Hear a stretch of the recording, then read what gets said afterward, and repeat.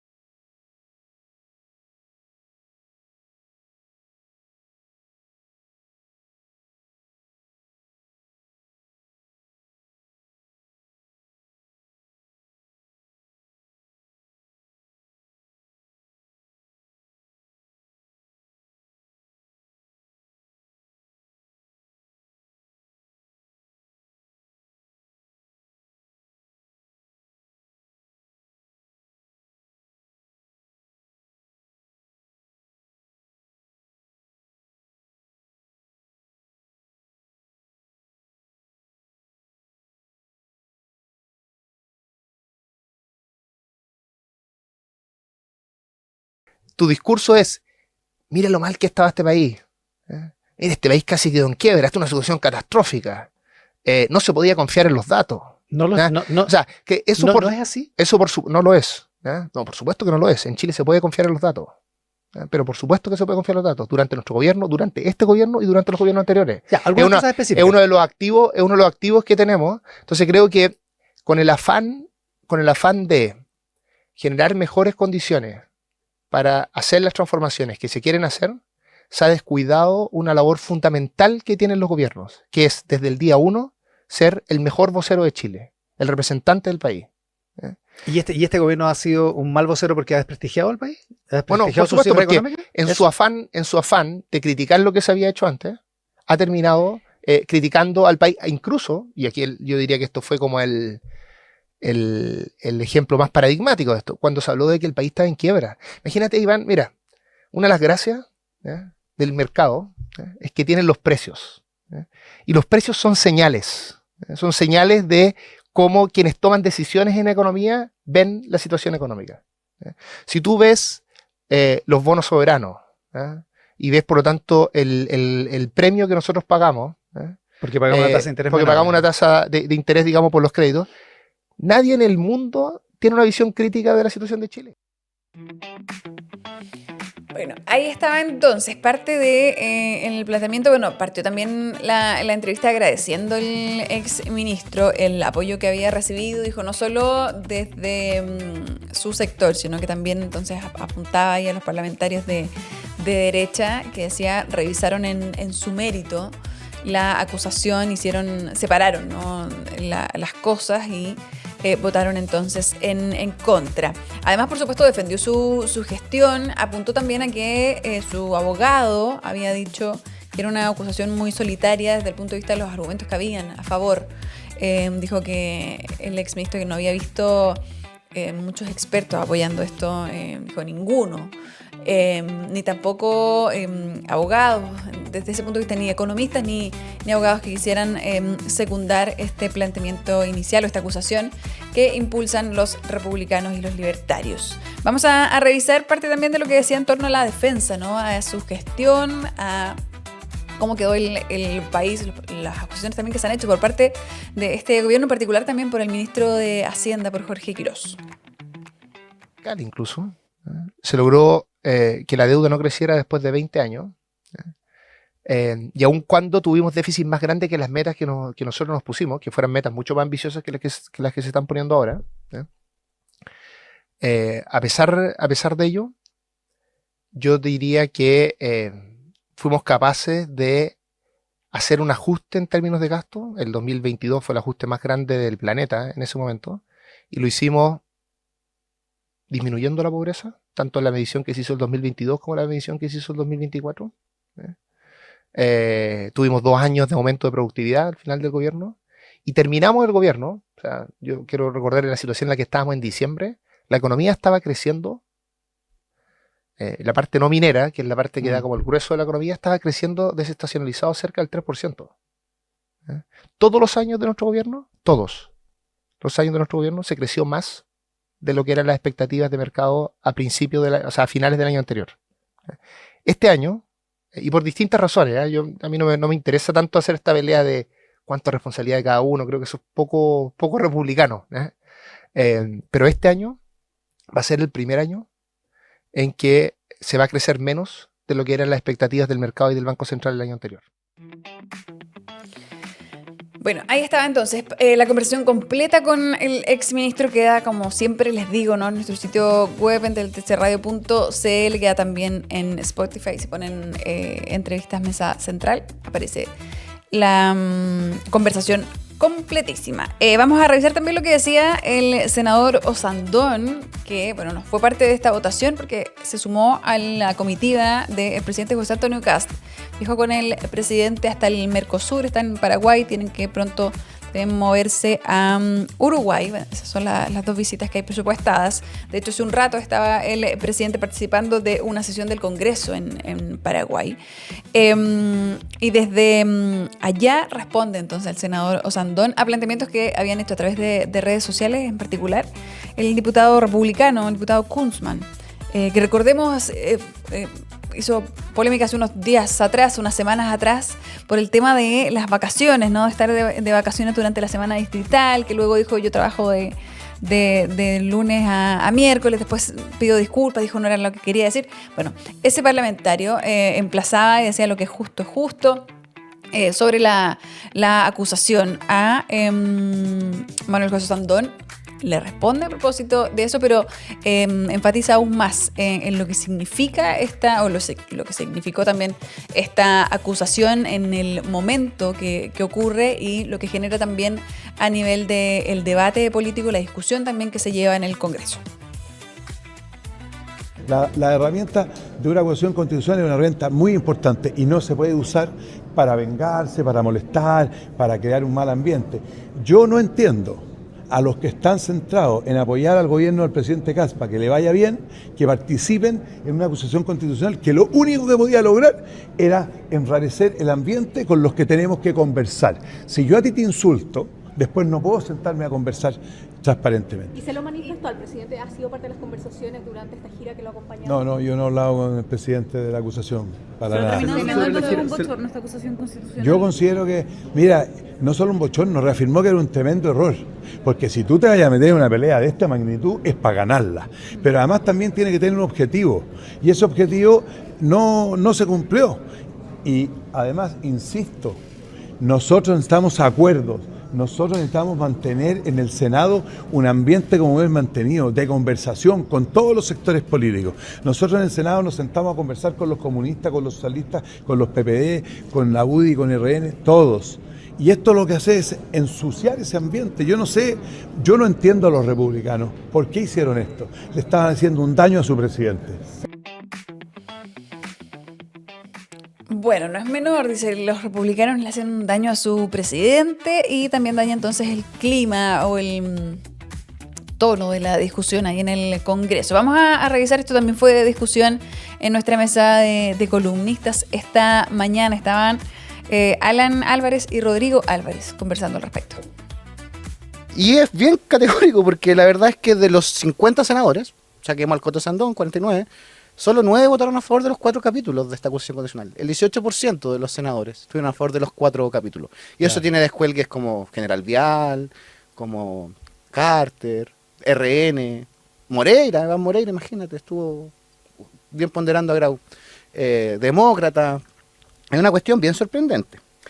Y la verdad es que no solo generó una separación en la derecha en el Senado, no aguas arriba, también fue entre aguas porque la Cámara de Diputados, las derechas, se comportaron muy distinto al Senado. O sea, es un desorden total. O sea, uno dice ahí, como, ¿en serio este es el sector que está gobernando? Es bien llamativo.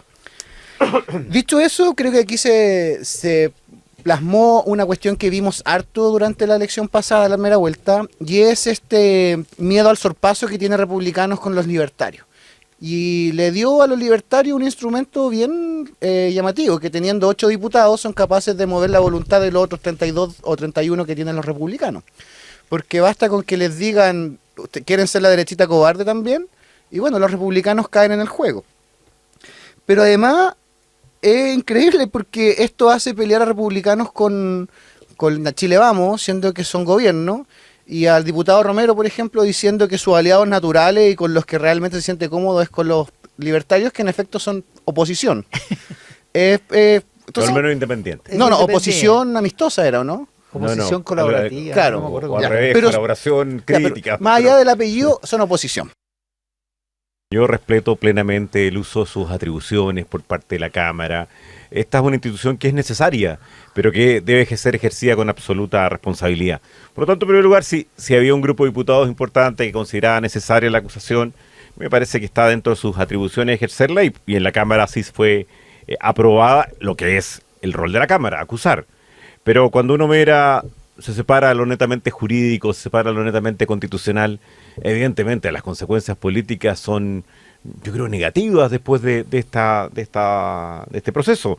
Primero porque creo que la conducción desastrosa al ministro Grau, y si agregamos también en general de del gobierno del presidente Boric queda en alguna medida defendida por personas que no hubieran querido estar ahí, no hubieran querido estar defendiendo los roles, las declaraciones o las frases del ministro Grau. La cantidad de personas que yo escuché diciendo, mire, en realidad fue un desastre, pero no da para acusar, pero termina siendo en alguna medida protegido por varios.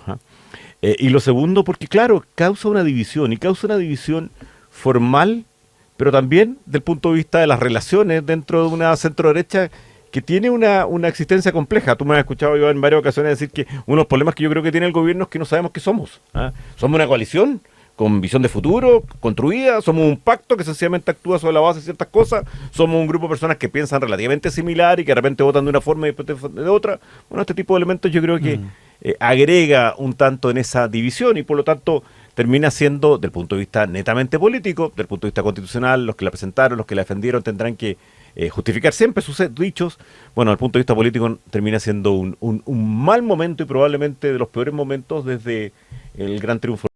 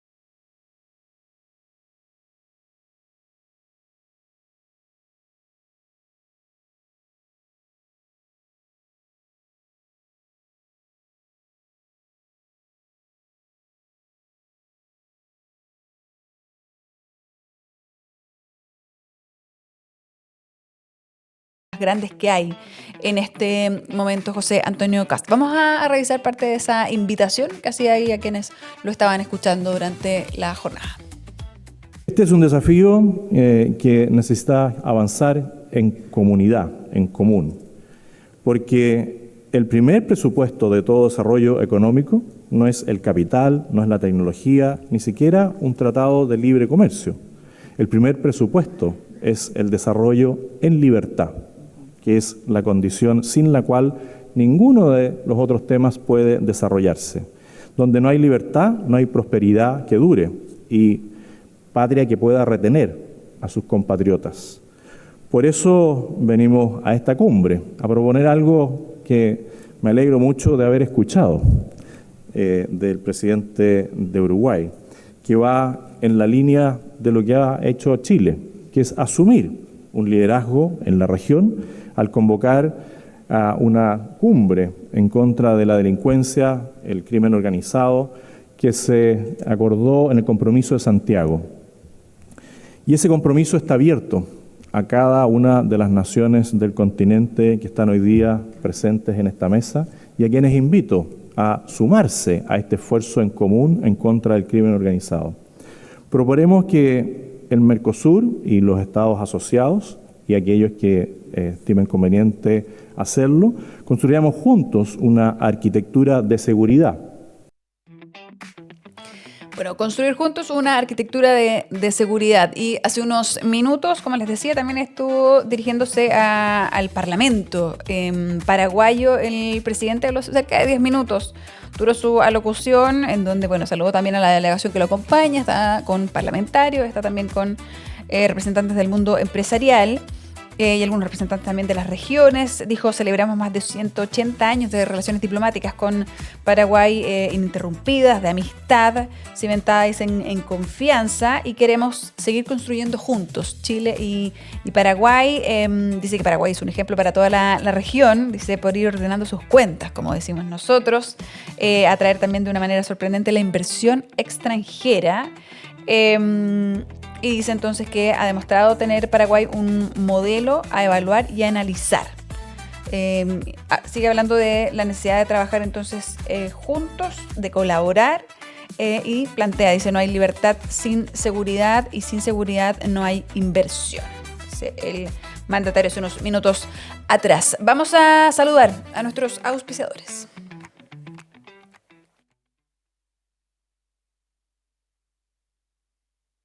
Por eso en IRC innovamos para crear mejores espacios. Respaldamos cada proyecto con experiencia y construimos relaciones basadas en la confianza.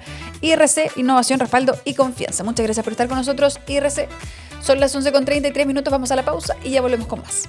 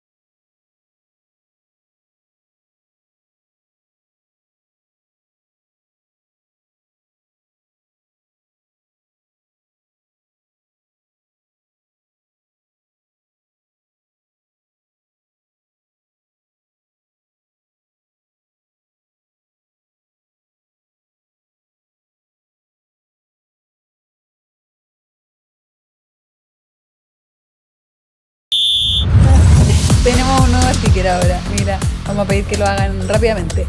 Javier Zaldúa, ¿cómo estás?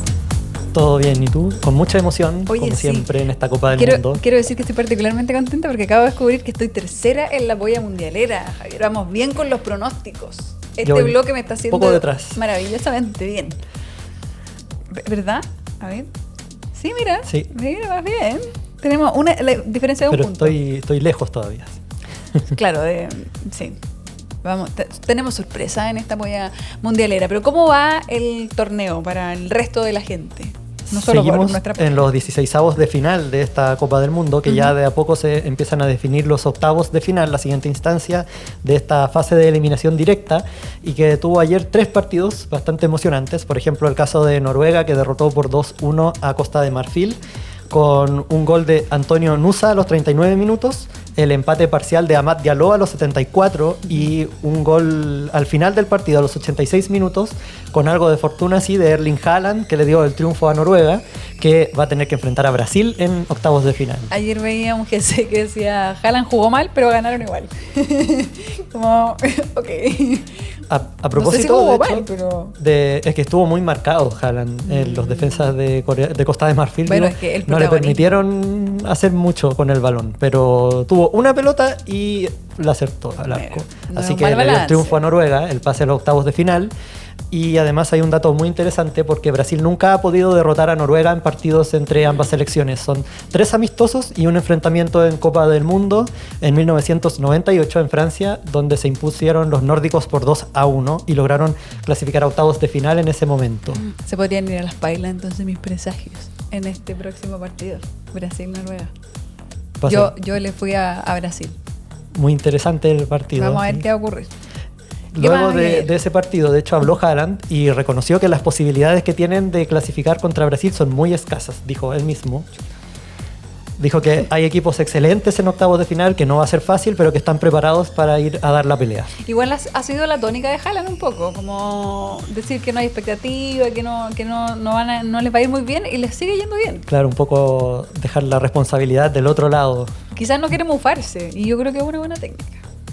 Puede ser, es que Está Brasil resultando. también es el equipo más ganador de Copas del Mundo, entonces Bueno, tiene también. historia.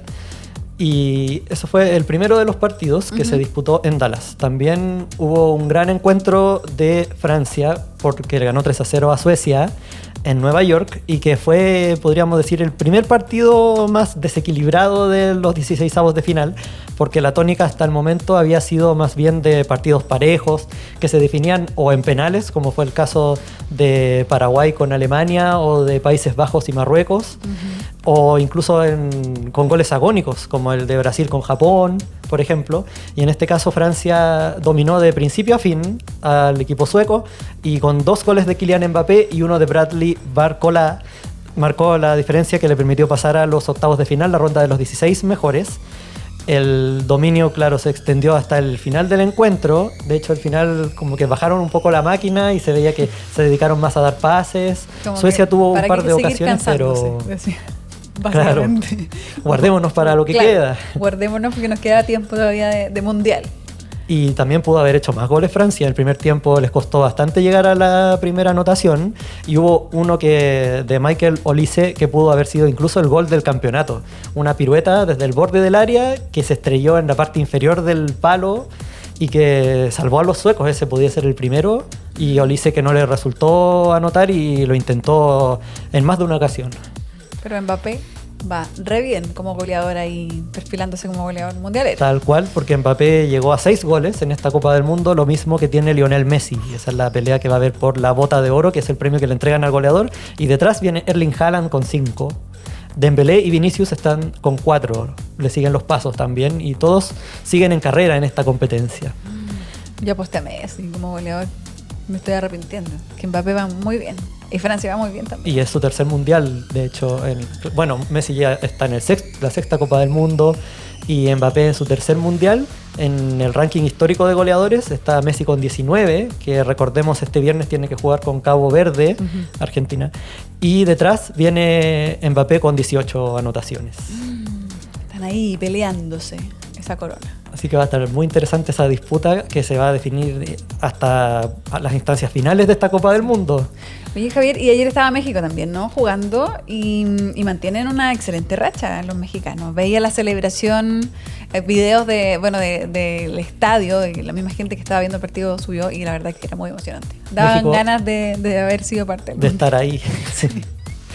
Sí, porque estaban muy contentos, se escucha que como que ruge el estadio completo con cada gol, así que se México, notaba la de hecho, felicidad. en ese partido transformó a Ciudad de México en una fortaleza, porque han jugado 4 encuentros y han ganado los 4 partidos.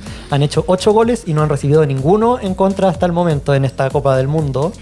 Y hay un dato interesante a propósito de eso, que el partido se había retrasado 1 hora por una tormenta en Ciudad de México, pero eso no impidió que 80.824 personas vieran el triunfo del Tri con goles de Julián Quiñones a los 22 minutos y Raúl Jiménez a los 31, que le dieron el triunfo sobre Ecuador, que jugó un partido para el olvido, se podría decir. Sonaba muy, muy lindo el estadio, la felicidad ahí de los mexicanos y la imagen que veíamos antes, preciosa del Ángel del Paseo de la Reforma en Ciudad de México, con la gente ahí también saliendo a celebrar, así que todo lo que están haciendo, las preparaciones, ayer veía gente que llegaba disfrazada del Chavo del 8 al estadio, los Dr. Simi que están por todas partes. La Chilindrina también estaba. La Chilindrina la vi también ayer. Todo esto está funcionando perfecto, porque van muy bien. Eso sí, unos hinchas mexicanos, ayer escuchaba que tenían una especie de alerta porque decían que la gente estaba muy descontrolada celebrando los triunfos y ayer lamentablemente se tuvo que informar 3 muertos por asfixia en las celebraciones en Ciudad de México, según informó la Secretaría de Salud de Ciudad de México. Por asfixia porque... Por la gran cantidad de personas que había en las concentraciones. Y volviendo al fútbol, sí, México va a tener que enfrentar a Inglaterra o la República Democrática del Congo en la siguiente instancia, en octavos de final, que se van a enfrentar hoy día en un rato más, a las 12 horas al mediodía. Y este partido también significó la salida de un conocido para nosotros en Chile, de Sebastián Becachese, el entrenador de Ecuador, que dijo que los resultados mandan, que fue un día y una noche triste para el pueblo ecuatoriano, que no cumplió su objetivo de lograr que Ecuador hiciera su mejor mundial en la historia, aunque también recordemos que venían de ganarle a Alemania, entonces sí, las expectativas... O sea, es harta la dualidad, como de lo que veíamos ayer versus hace unos días atrás, porque veíamos a Becachese saltar a la gradería, a su familia, un poco como diciendo...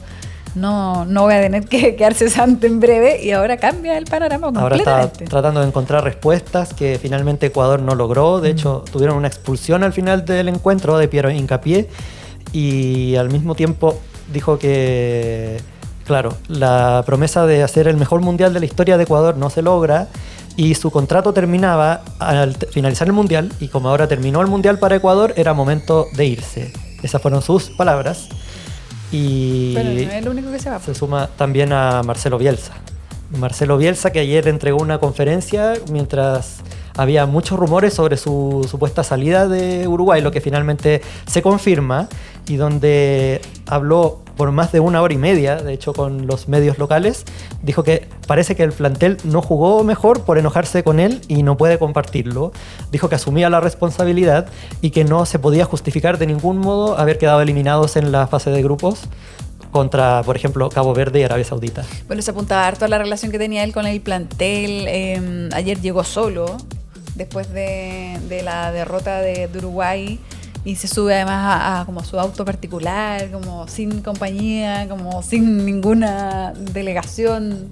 Era extraño verlo también Era tan muy clara las solitario. imágenes. Era claro, era muy evidente lo que estaba ocurriendo. Y sí, yo pensé que iba a ser bien, harto más escueto en su... No me imaginé una conferencia de 1 hora y media, entendiendo que habíamos visto poco de... O sea, lo habíamos visto harto, pero hablar en extenso no había ocurrido. Había sido bien como reticente de hablar mucho con la prensa. Y también hizo una autocrítica por eso del comentario que hizo con una de las periodistas de D-Sports, que estaba ahí por hacerle una pregunta y le dijo, dale de una vez, y se transformó en un meme luego.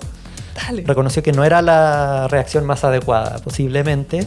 También dijo que era cierto que decepcionaron a los aficionados, que es una frustración muy grande y que es totalmente imprevisto que la posición fuera esa que era difícil de imaginar y que es una caída que nadie puede admitir y soportar. dijo que por más sincera que sea la explicación no puede ser aceptada y reconoció su responsabilidad. Dijo, creo que es muy claro que no puedo justificar la posición que obtuvimos. Pucha, igual da pena porque hay cariño por su paso por nuestro país. Pues, absolutamente. Entonces es compleja y es un escenario difícil. Y ahí no sabemos lo que pasó en ese camarín, pues, pero claramente la relación no iba bien. Tenemos con el pistas equipo. solamente, pero no. Claro, o sea, certeza. uno puede especular, pero no estamos para eso. Y son 7 los entrenadores que hasta el momento han dejado su cargo en esta Copa del Mundo. Bielsa y BKHS, ya lo repasábamos. El caso de Ronald Koeman en Países Bajos, que renunció. Hong Myung-bo en Corea del Sur, que de hecho fue abucheado a su llegada a Corea del Sur después de ser eliminado en la primera fase. Miroslav Kubek en República Checa. Steve Clark en Escocia. Y Sabri Lamouchi en Túnez, que fue despedido en la primera fecha de la Copa del Mundo. Después de ser Oye, goleado tiene hartos 5-1. caídos este mundial. Hartos caídos. Deja muchas leyendas que están celebrando y mostrando, claro, un gran nivel y al mismo tiempo muchos caídos, porque eran 48 equipos, recordemos, los que participaban inicialmente. Ahora estamos en la ronda de los 32 mejores. Claro. Y también hay una polémica que se levantó en las últimas horas, que fue porque el presidente de la CONMEBOL, Alejandro Domínguez, reconoció que están evaluando la posibilidad de que Estados Unidos sea sede permanente de las Copa América a partir de la edición de 2028, que la van a organizar ellos, lo que genera debate por la capacidad de organizar eventos grandes que han demostrado otros países. Por ejemplo, Chile, que organizó la Copa América en 2015, y eso sí nos trae algo de recuerdo, la última Copa América, la anterior Copa América que había hecho Estados Unidos en 2016, que la ganó Chile también, la Copa América Centenario. Bueno, pero organizamos juegos que fueron muy exitosos en nuestro país. Por esa razón no vino Taylor Swift a Chile. Panamericanos. Porque estábamos en medio de los Panamericanos. Pero sí llama la atención porque Estados Unidos, porque esa preferencia. O sea, sí, tienen estadios, tienen infraestructura, recursos, eso es indiscutido, y tienen muchos recursos. Pero llama la atención porque quizás no es el fútbol su deporte preferido en Estados Unidos. Entonces, no es el más popular, claro. Claro, no es el más popular, el que trae más gente. Entonces llama la atención que se convierta en sede recurrente, habiendo tanto país. Tantos países acá en que me imagino que se quieren pelear también esa oportunidad. Sí. Que ocurra con esa idea. Y recordemos que ya, volviendo al Mundial, se están conformando las parejas para los octavos de final. Ya tenemos 3 definidas 100%. Canadá con Marruecos, Paraguay con Francia, un partido muy interesante, y Brasil con Noruega. De hecho, Mbappé habló de Paraguay y dijo que son un equipo que hay que tomarse muy en serio después de la eliminación de Alemania en 16avos de final. Vamos a ver si hay más feriados para los paraguayos con un triunfo que puede ser sorprendente para algunos, porque Francia es favorito de muchos en este mundial. ¿Qué tenemos para hoy día, Javier? Hoy día 3 partidos.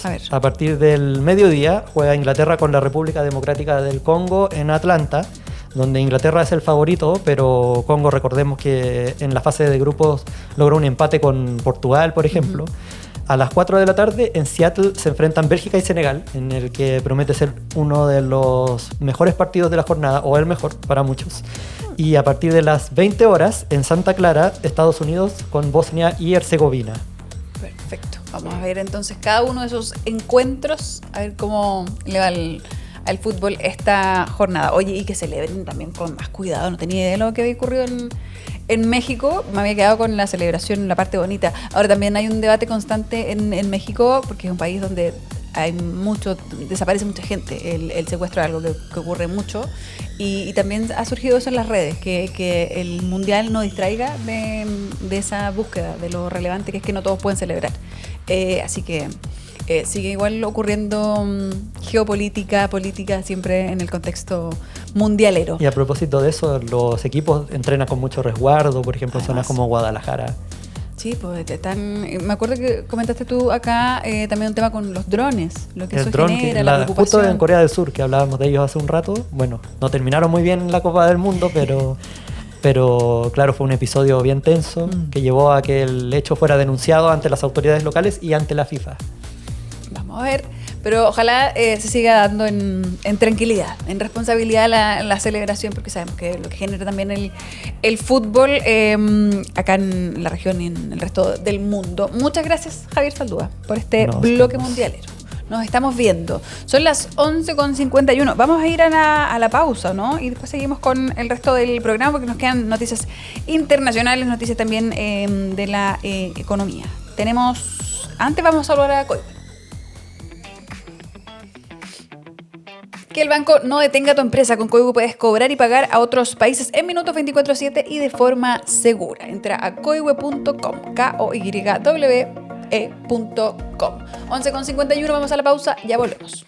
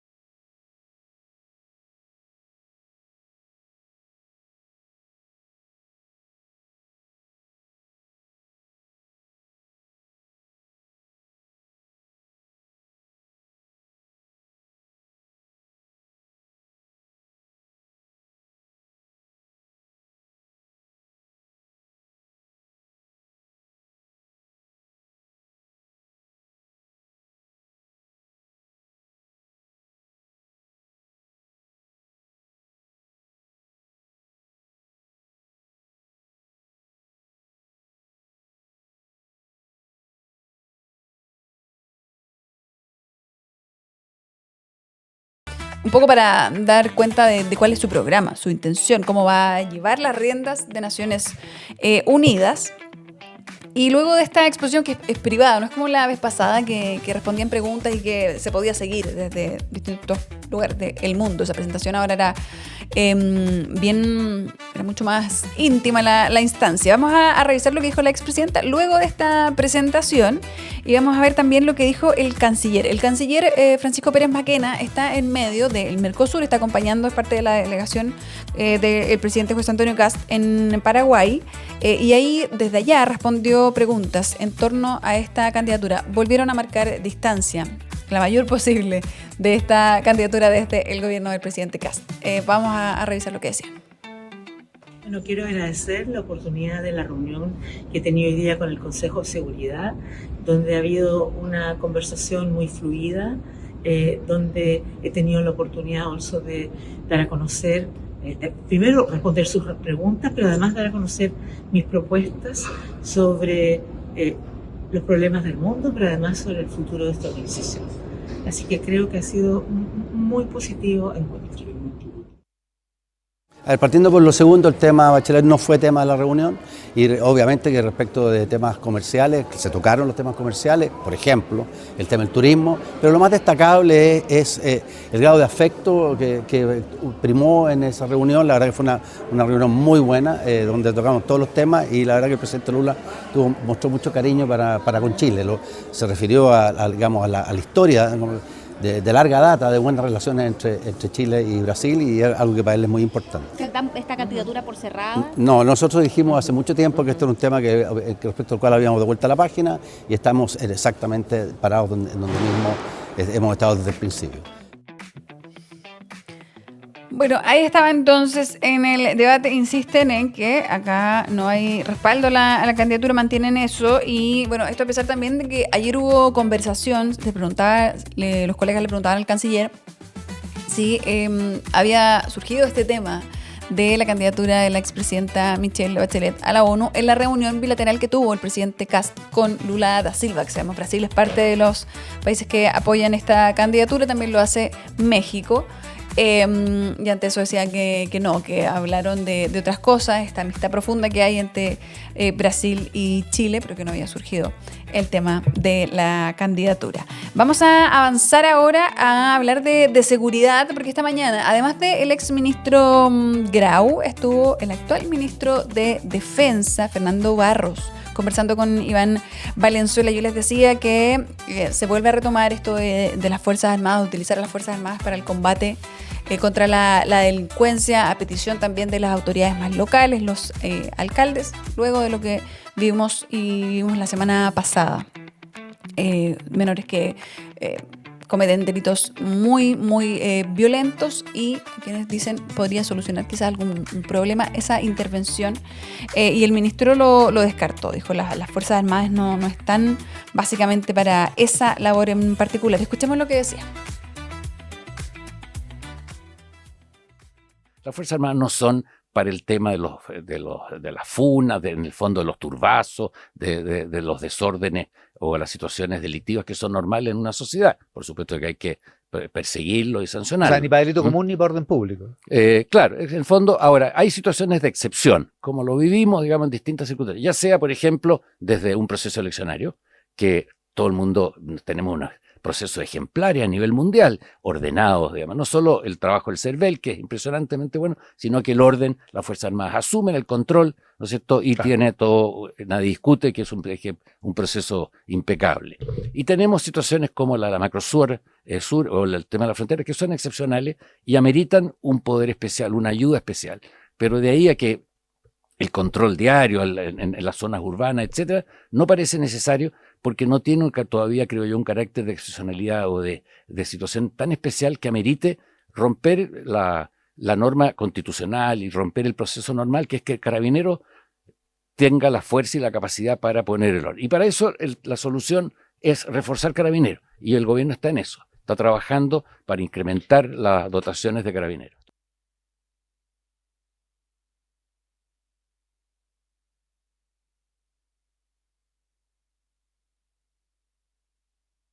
se abordó también con el ministro tiene que ver con los indultos. Recordemos que lo habíamos mencionado acá, los libertarios impulsaron un proyecto que busca un indulto general para todos quienes, parte de las Fuerzas Armadas, informados que fueron condenados en el contexto del estallido social, algo que el partido del presidente, los republicanos, los parlamentarios republicanos dijeron no tenían problema en secundar, en seguir ahí a los libertarios en esta idea. Ya habían respondido también algunas autoridades de gobierno en que facultad sobre indultos es solo del presidente, y el ministro sí mencionó que hay un punto que sí es relevante, que es tener acá una claridad respecto del reglamento del uso de la fuerza. Eso permite también, decía, que quienes se disponen a actuar lo hagan bajo una claridad, ¿no?, de cuáles son sus facultades y cuáles también son los castigos en caso de excederse en esas facultades. Escuchemos lo que decía. Nunca se me ha planteado de manera formal. Yo he levantado el tema, ellos son muy solidarios con su gente y yo creo que sin representarlo hay una percepción de injusticia en algunos casos, y que la justicia, los jueces han actuado con una dureza peor que con los criminales y asaltantes. Entonces, ese es un tema que complica porque en el tiempo va a ir inhibiendo la reacción y la disposición. No hay un planteamiento en esa materia, pero creo que es un deber del Estado de Chile decirle estas son las reglas a las cuales usted debe sujetarse para los efectos de responder a este llamado que le hace el país para ir a atender una necesidad puntual y excepcional. Ya que estamos en un planteamiento formal sería inadecuado, digamos. No, está bien.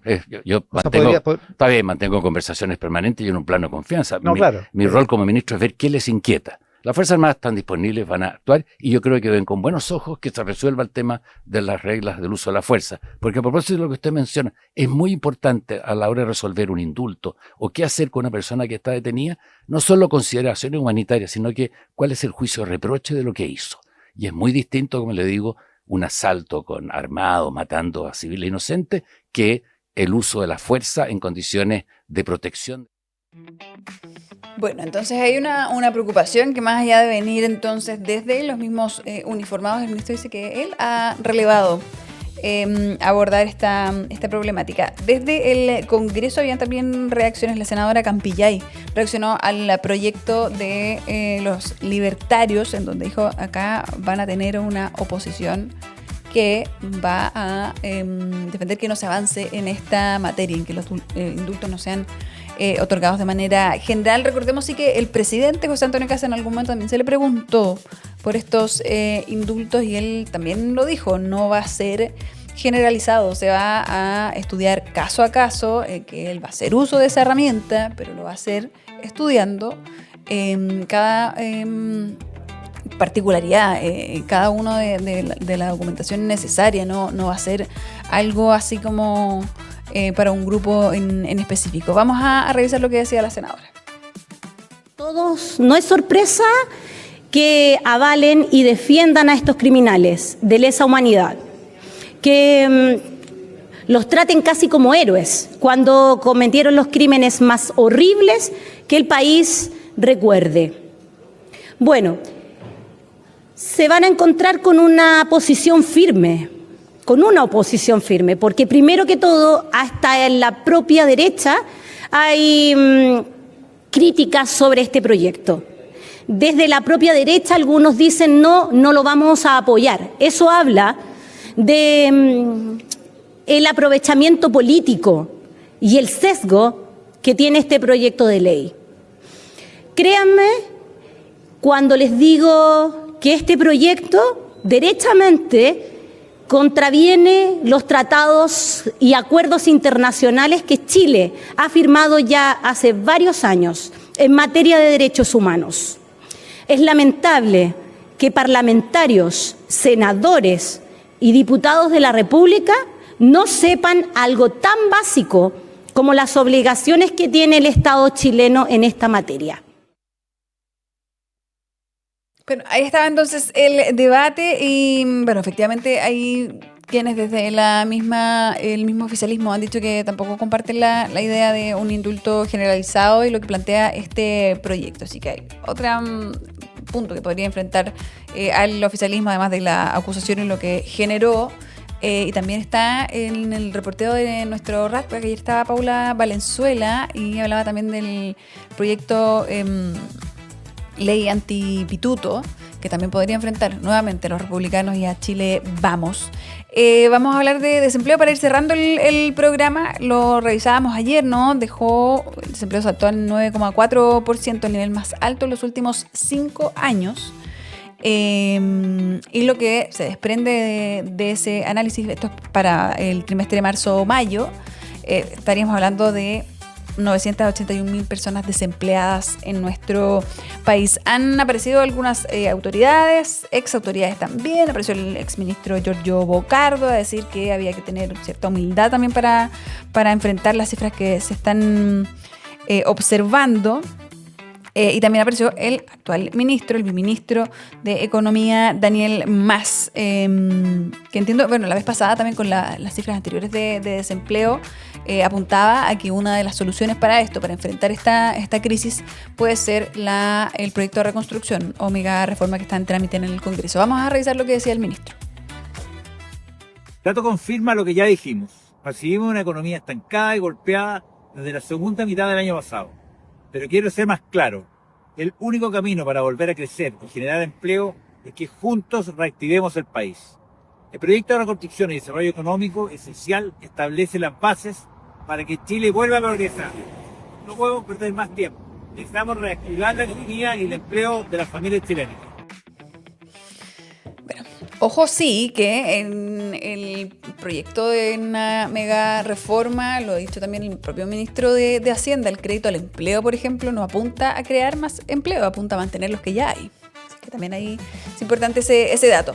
Nos vamos, son las 12:08 de este día miércoles. Se va a pasar más rápido esta semana porque partimos con un día menos. Iniciamos también el mes de julio y les recuerdo que pueden quedar siempre conectados con nosotros en el 103.3 en el FM, siempre con toda la información necesaria y con buena música en nuestro sitio web tele13radio.cl, en nuestras redes que siempre aparecen en pantalla. Nos pueden encontrar en prácticamente todas las plataformas y les deseo que tengan un excelente resto de jornada. Se cuiden y nos vemos mañana aquí a las 11 en punto.